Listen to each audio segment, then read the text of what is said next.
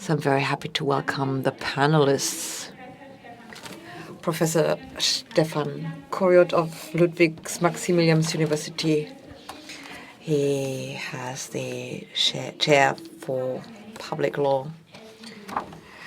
Padre Peter Menekes, Jesuit. Then Professor Mellinghoff, representing the Federal Revenue, Professor Wolfgang Schön, Director of the Max Planck Institute for Tax Law and Finance, Professor Elke Holinski-Feder, genetician and a philosopher, is with us as well, Professor Stickler Weithofer.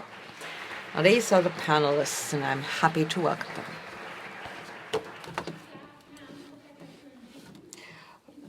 Professor Schön, would you please offer your opening statement in order to get us into the debate?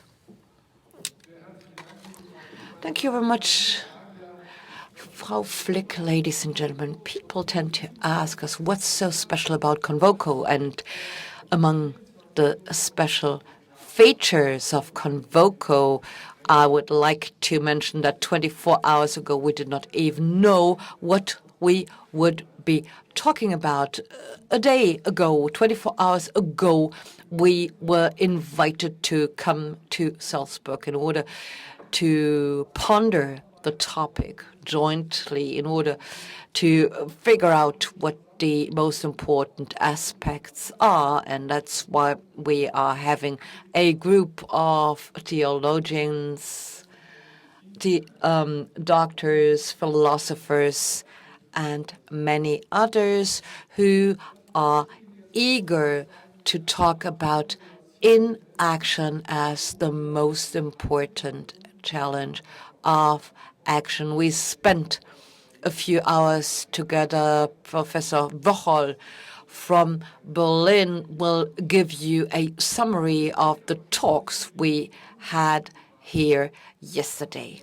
Now, if you go and meet people in order to talk about inaction, you will have to define, first of all, it's not possible to talk about something you do not define.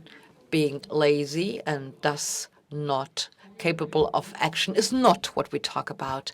And omitting something in order to not act is not what we mean either. We are talking about controlled inaction, a process that is controlled by your will. And of course, action could be the option offering more benefits, at least in a short-term perspective. Yet, this is not the chosen way. So we are dealing with an act we are aware of.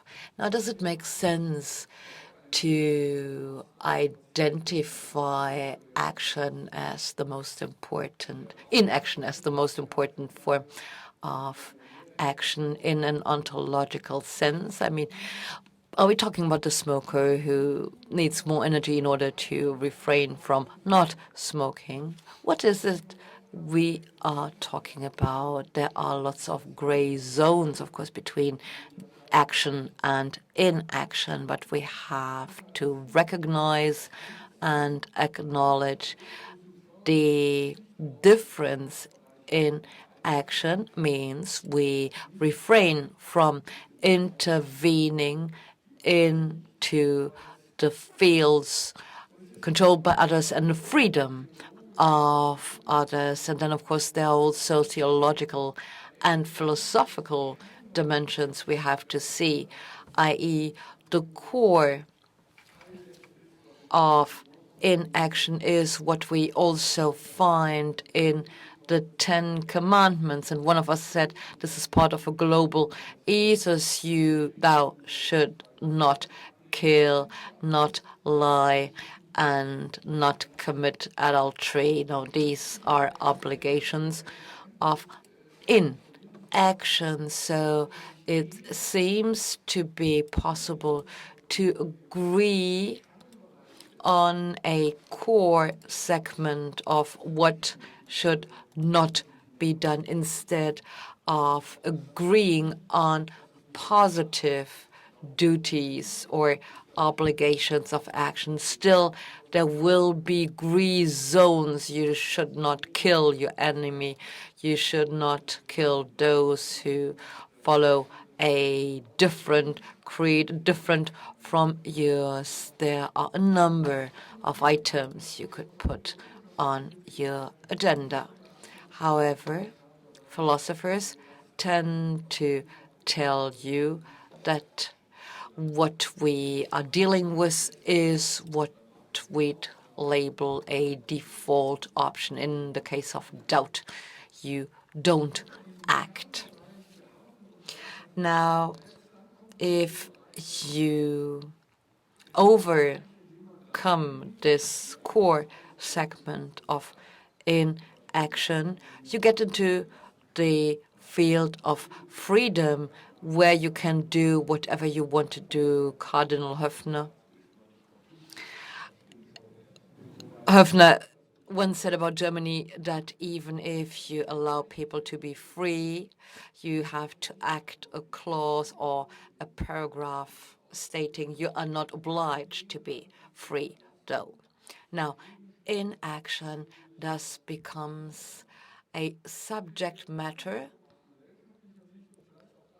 that forms part of your own responsibility, your personal responsibility. And the question is, of course, what part of intervention or what kind of intervention should be subject to the individual or an individual decision, and where do I need to regulate or intervene? We made a list of buzzwords and we talked about them. And in the group, together with Mrs. Flick, we agreed to focus on fundamental questions in the first panel discussion. And with Mr. Wochel, we will then talk about business and corporate action and inaction in the second round. And I would like to give you 4 buzzwords, and there will be many more, I'm sure. First of all, we have to deal with paternalisms. There are duties of inaction that apply to myself only. You should not smoke. You should not eat unhealthy food. And these are proposals made in order to protect people against themselves. Now, could that be considered or deemed inaction? Well, philosophers would tell you that each and everybody finds his or her own preferences, but the Federal Supreme Court in Germany allows for interventions, and the question is whether inaction for the purpose of self-protection should be considered a subjective matter. Whether bike riders need to put a helmet on or not is up to them, has the Supreme Court decided. Or do we intervene then when individuals don't know what the long-term consequence of their action will be?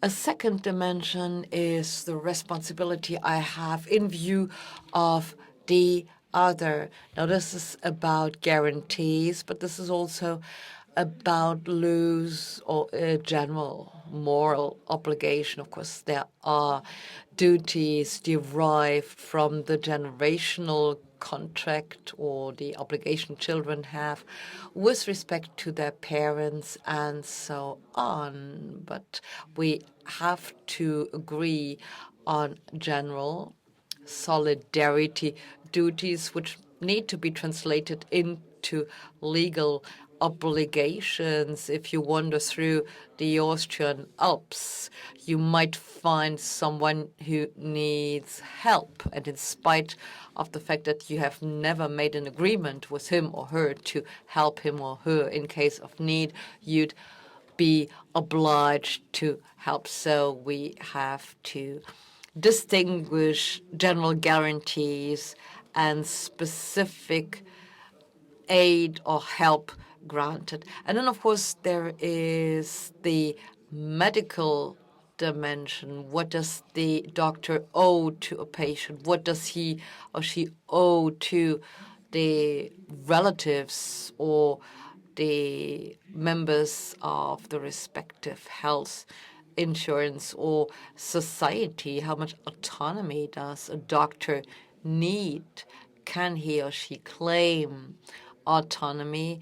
Is he or she obliged to benefit from his or her freedom, or should he or she only protect the patient? How much responsibility can an individual have? How much intervention do we expect from the state, from the legislator? I feel reminded of Mr. Scruton's presentation, who told us about institutions and who said that here an institution can help because it relieves the burden. But he said that bureaucracy cannot be helped, and it's extremely difficult to imagine an institution without bureaucracy in Germany, so it does not always correspond. And then, last but not least, we have to ask ourselves what societal reforms are needed. Is there a general recipe against hyperactivity? There was a certain consensus according to which the status quo should be an argument we accept. Those who are involved in complex institutions, bodies, and corporations and want to undertake reforms need to know the impact of each and every turning of the screw has on the other aspects involved. So you have to know beforehand whether you want to go the whole way, do the big step, or just undertake a minor reform. Sometimes a moderate approach might be a good one. I cannot give you all the details of our debates yesterday, but I think this has been quite a bit in order to launch the debate. Thank you. Herzlichen Dank, Herr Professor Schön. Thank you, Professor Schön. Professor Stickeler, what about you? We have talked about inaction and action, and we looked at individual situations, but Professor Scruton also talked about the art of inaction, of letting be. Being relaxed would be the approach here. Would also means that you have to be capable of distinguishing and of knowing when you have to act and when you should let be.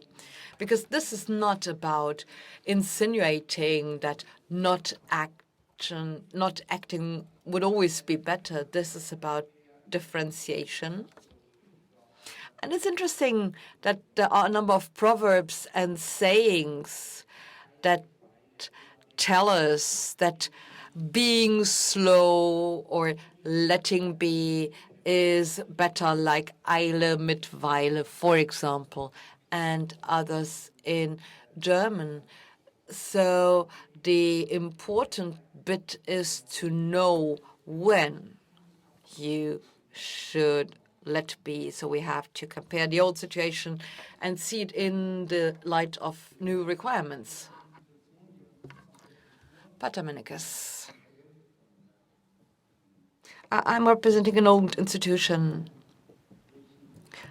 enshrined in a new situation and surrounded in the past by Persians and many others, i.e., faced with civilizations and the duty to learn. And there were, of course, a lot of negative stipulations, thou shalt not, etc.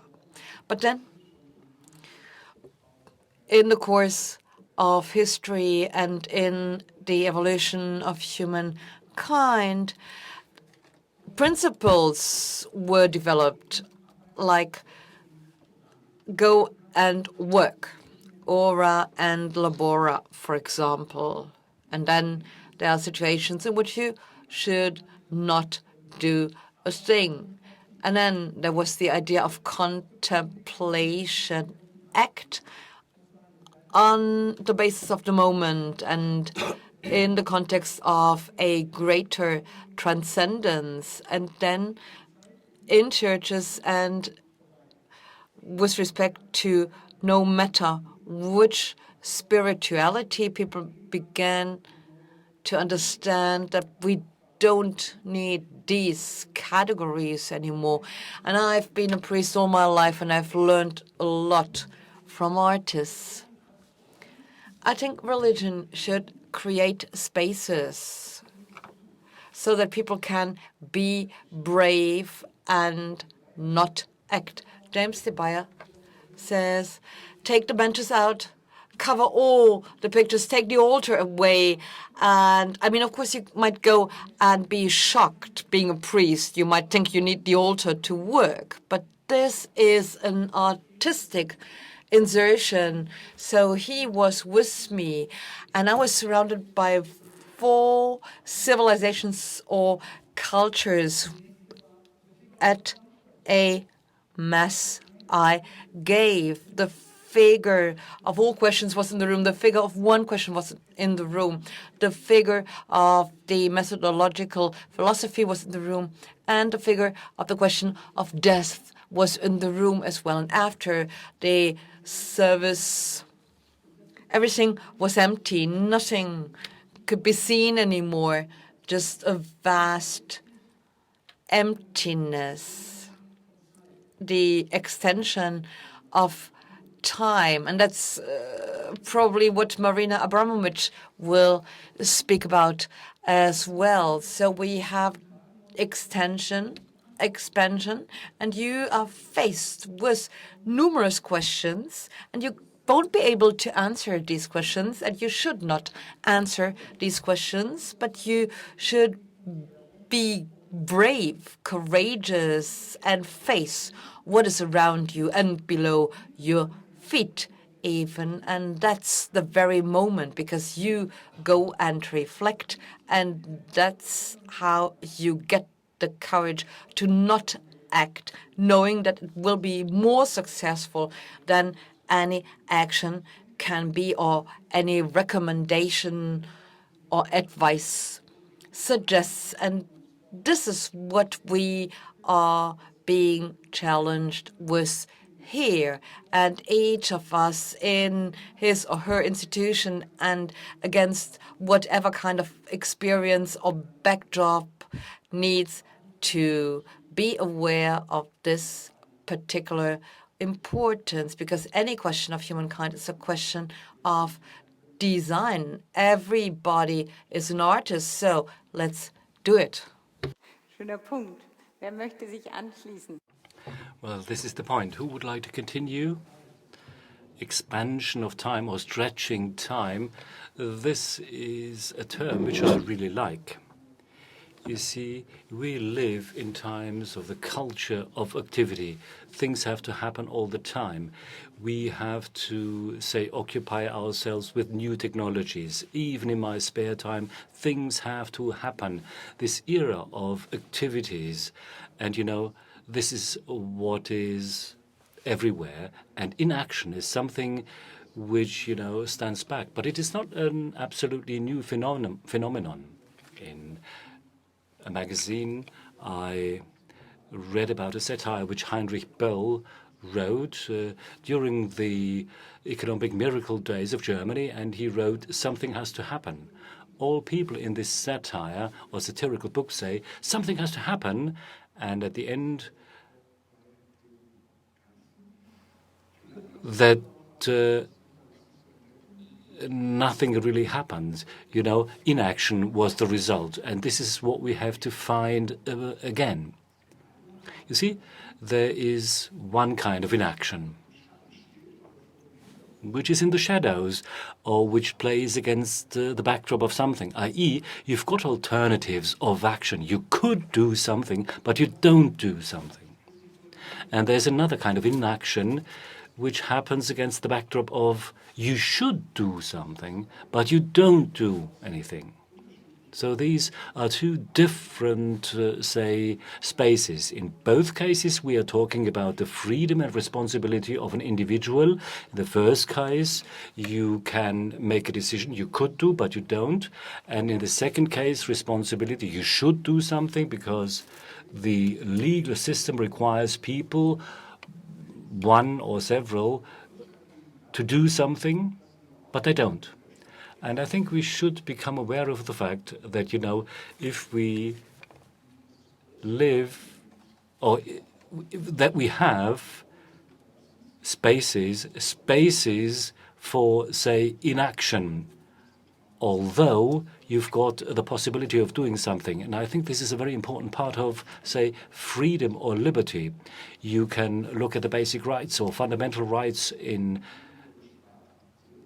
of an individual vis-à-vis the state. These are rights, meaning the state is not doing anything, is leaving the individual alone when taking care of his or her property, for instance. Freedom of opinion, or freedom of speech, rather. You see, the basic rights of an individual means that the state is not doing anything. So this is inaction. And I believe this principle, this is a principle of inaction. But let me ask, what does it mean for a state which wants to be a kind of educator? For a state which wants to be an educator? Well, here the situation becomes difficult if you use what I said as a premise. Because in this case, we need a reason or justifying reason in order to become active, in order to influence, in order to teach people, maybe be a kind of paternalistic, say, entity. But this fundamental effect of the fundamental laws which I just touched on mean that the relationship of an individual vis-à-vis the government is such that what an individual is doing doesn't need any justification, but the other way around. So this, you know, there always must be some justification, for instance, to put a constraint on the liberty or freedom of an individual. Well, we can say, on the one hand, we have developments here in this day and age which demand us doing something else or coming up with new ideas. And of course, if you have these claims of not doing anything, like the government not doing anything, one thing is clear: we should not interfere with the private sphere of a person. It's the protection of the freedom, for instance, the Mephisto novel, the post-mortal personality right, which might be restricted, or the public might be restricted, so that we can protect an individual. But if we look at the new developments on the internet, for instance, if we talk about the digital reputation and the multiplying effect, taking into account the new technologies as well as the influence of the new media, which with smallest actions interfere with the private spheres of individuals and can do so, then of course the legal question arises, and these are the hard boundaries, if you like. But then there's also a kind of agreement which we can no longer, say, define in legal terms. It might be a kind of commandment to not do anything in order to protect another person. So this, not from a legal perspective, but based on a convention, an agreement of living together. Like we said in the past, this is something you don't do. You simply don't do that. But it does not mean that this is forbidden in legal terms. No, we now, with respect to, or having respect for conventions, withhold or do not do something. Internet platforms in Germany, evaluations, assessments of teachers, such platforms.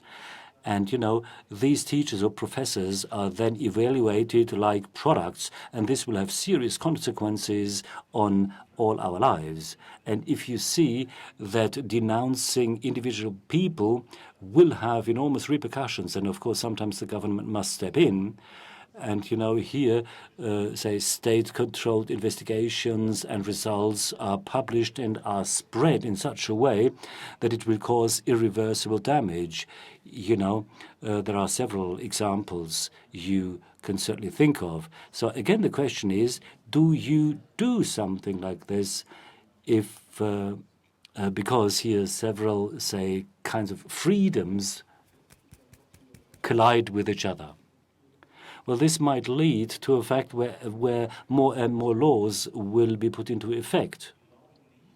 Well, I do not really believe that you can create a command simply by introducing laws. You can define and determine, say, the exterior boundaries, but here we're not talking about state institutions alone.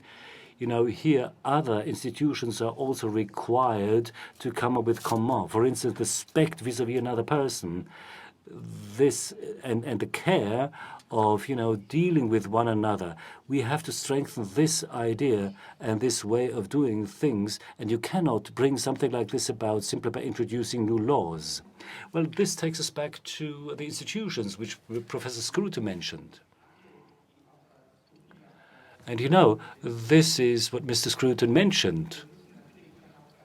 We also have trust and confidence on the free ethos really functioning. And this means we always have both sides becoming active, which is in the legal space. There's always a kind of suspicion that people use education, or other aspects to solve the problem. But maybe this is the problem, that in one sense, we always strive to have high-level security.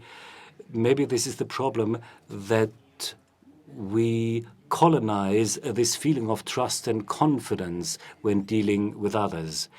And it is not about what can be done in positive terms, but it is also about the relationship between right and ethos.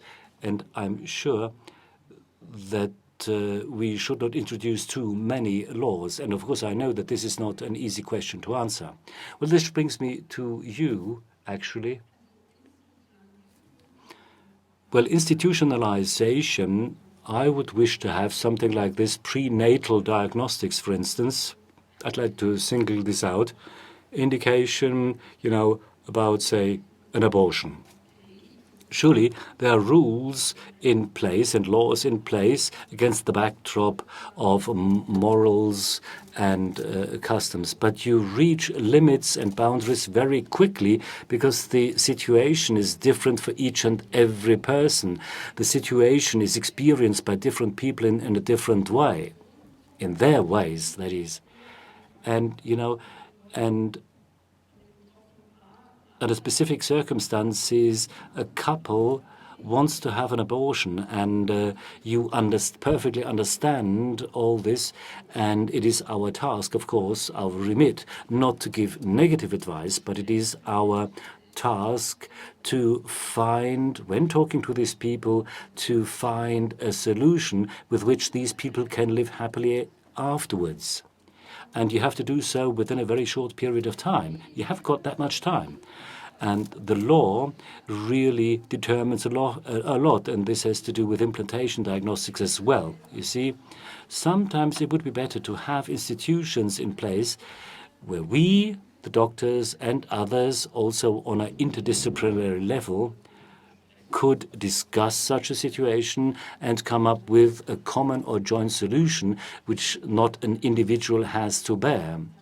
And, sometimes you may not be responsible because, the group decided for something which you as a person cannot, back up in ethical terms.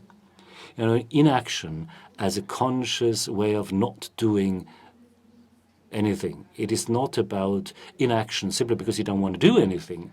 No, you make up your mind. You opt for inaction. So inaction in the sense of, say, composure or serenity or thinking, well, this problem will be solved in this or that way. We've got responsibilities, we have an understanding, and we have to face the situation and we have to act. And if at the end of the day we do not act, then this is a kind of action too. But this serenity in medicine, well, usually serenity or composure is certainly does not really have its place in medicine.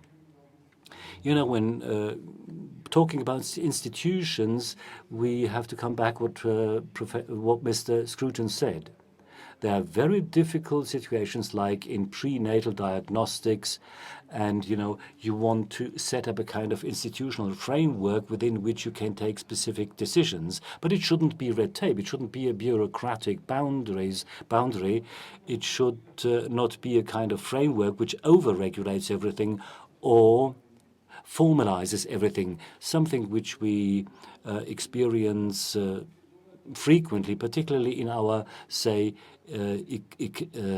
economic lives. And, by transferring such things to the institutions. The British institutions, for instance, Mr. Scruton mentions them. It's like the British turf. You have to mow them, and you have to sprinkle water on them, but you have to do that for a very long time, for hundreds and hundreds of years. It's not so easy to create a new institution. Shifting or transferring things to institutions, do you think that this is a meaningful complement in a difficult situation? Well, CONVOCO, 10 years now, it's become an institution. Well, it relieves me of answering the question where I spent one of my weekends in July, and this for the last 10 years. Well, anyway, you see, this is, of course, is one aspect. There are many institutions in place. Maybe we shouldn't, look at the higher end. Well, I think we have learned something over the last 100 years. That is how much energy is required to take a decision in this or that way. Nobody will tell you what to do, but the resources and the sources for taking a decision, doing something or not doing something, well, they have to be discovered by a person, him or herself. And, sometimes we are supposed not to give any advice, just listen. And this passive listening, and this is a generally accepted psychological form, then this person will find him or herself. But if I go further, if I take things further, somebody faces a very difficult situation, a personal difficult situation, or maybe a response to the threatening, the threatening problems at the threshold of one's house, and then the decision must be taken a fast one, a quick one, this way or that way. So sometimes people overestimate decisions, but not taking the decision is also a decision. It may mean gather strength to bear certain things, to tolerate certain things, have the courage, have the perseverance or stamina to go through difficult times. see things as they are, keep them the way they are, and then at the end of the day, you may feel better, and then you might reach a kind of point in time which says now is the time has come to take a decision. I should say the institutions, and in the institution I'm a member of, or institutions, say a good Muslim or Islam community, I had many opportunities to say prayers in Islam, say houses or prayer houses. You see, it's like knowing something, or it's like following laws, or you may perceive, watch something, thereby receiving energies in such a way that it can go through difficult situations. Well, talking about such situation, I see a danger, a risk in many ethical or moral situations. It may be helpful to people to have a kind of advice-giving or advisory institution which you can approach, which will help you to take your own decision. So this means you are not alone in taking such a decision. But the dangerous aspect of institutions is if you shift taking decisions to institutions in order to avoid taking or assuming responsibility. And in many cases, the responsibility and taking on responsibility when it comes to taking decisions, well, in this case, it is often such that the decision makers transfer this taking on responsibility or assuming responsibilities to committees and groups because they do want to avoid assuming responsibilities. So you see, the responsibility, one's own responsibility for taking a decision has a special function because you have to make certain demands or claims. But of course, there are positive effects, positive necessities, but there are also, say, major risks if you shift or transfer something somewhere else, like responsibilities. But here I see the advantage. I guess you saw it there, Roger Scruton. And identify with the institution, and therefore the institution helps your responsibility.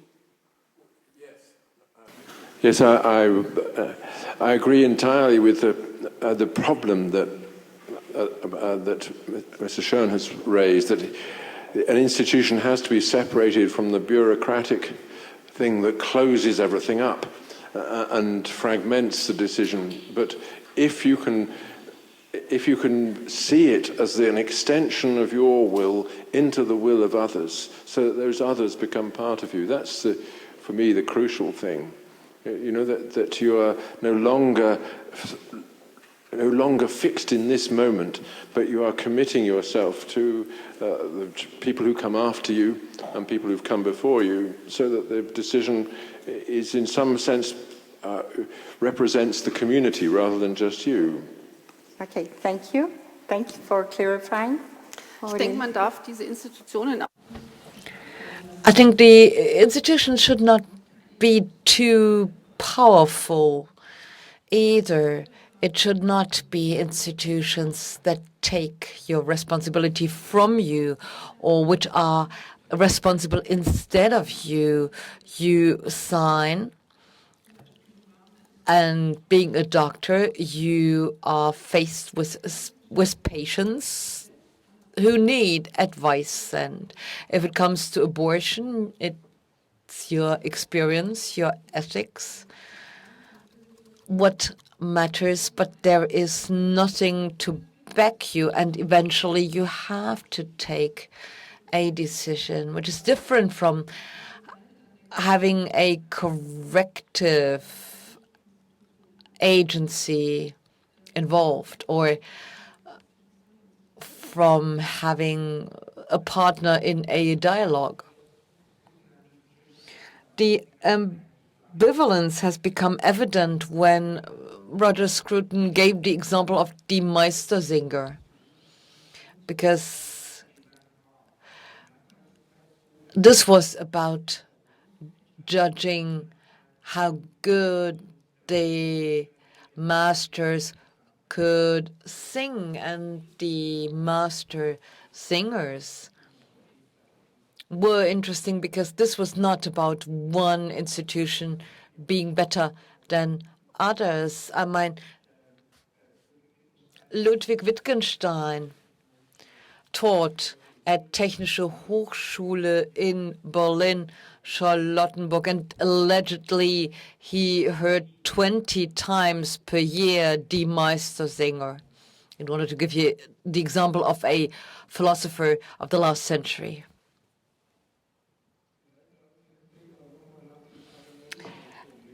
Maybe I should come back to the paternalism problem, because Mr. Mellinghoff and myself see the legal dimension.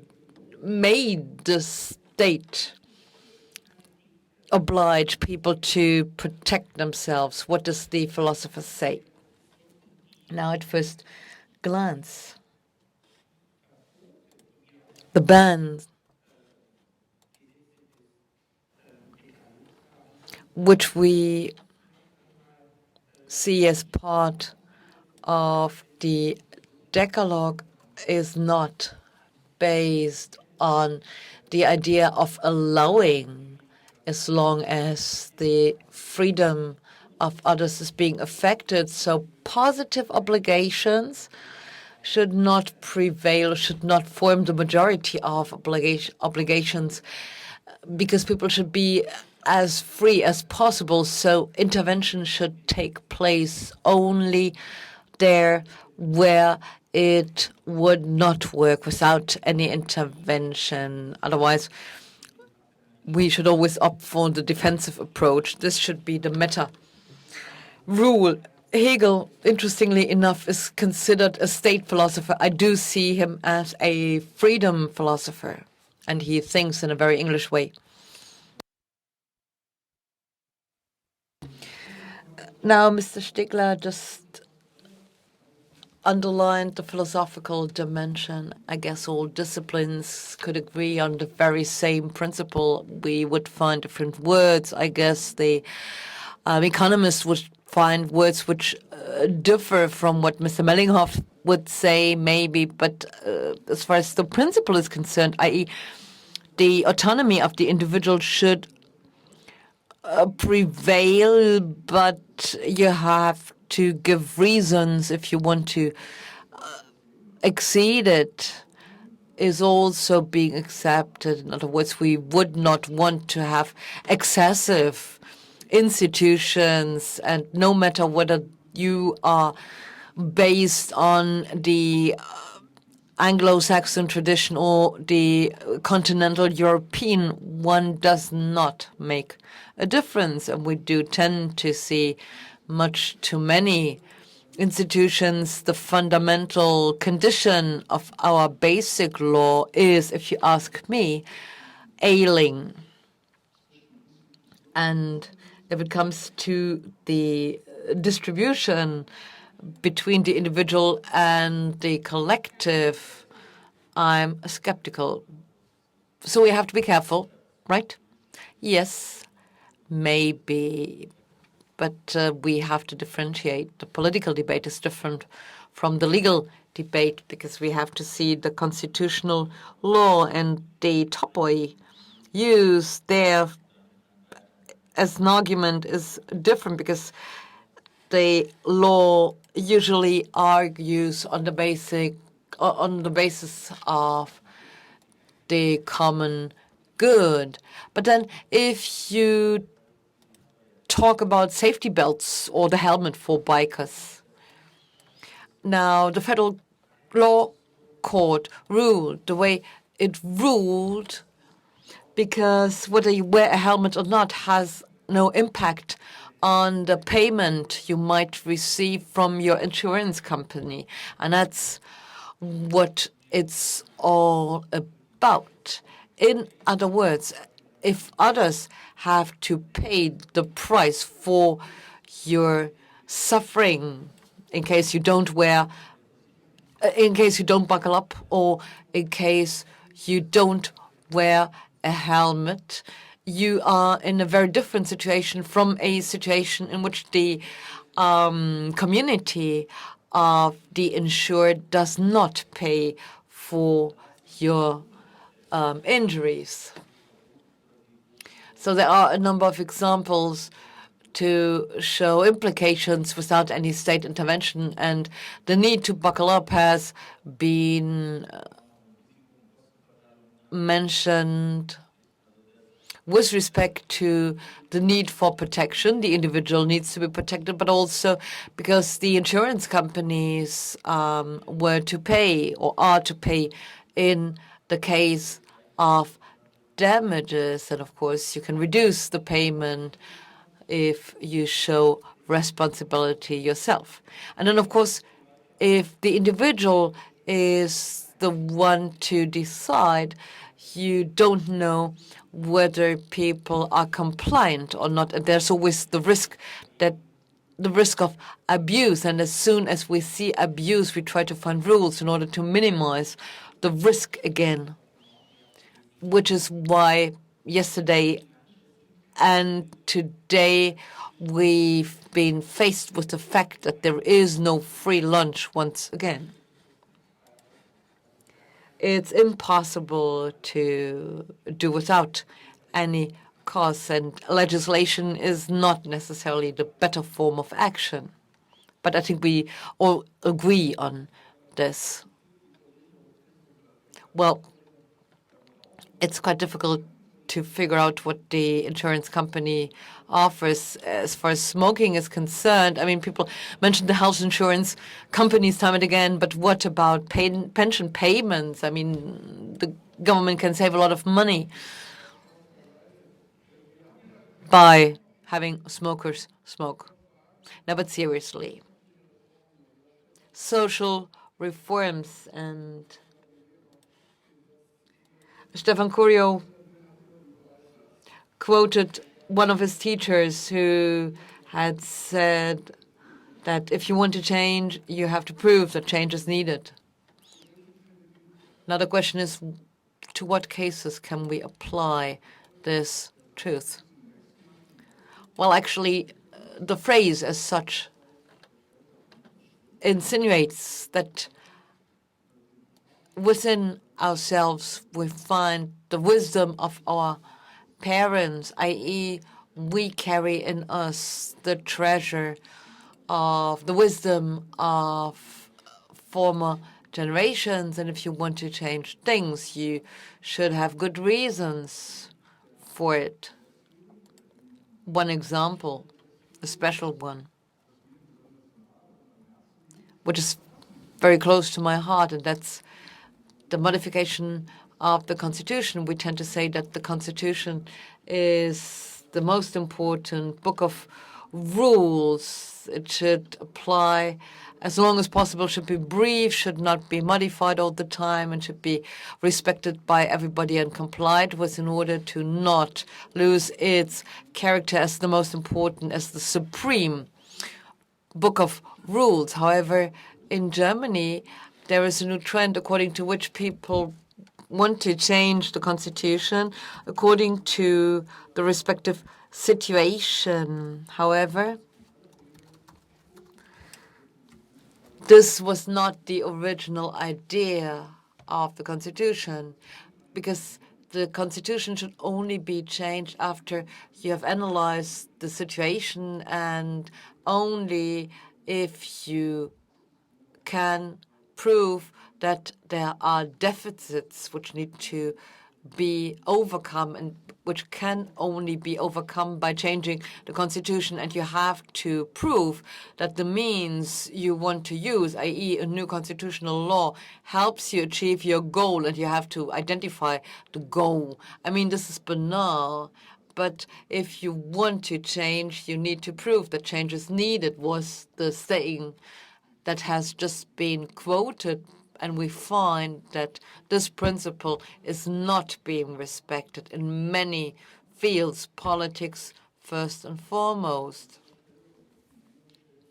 which is regrettable because a lot of experience is lost.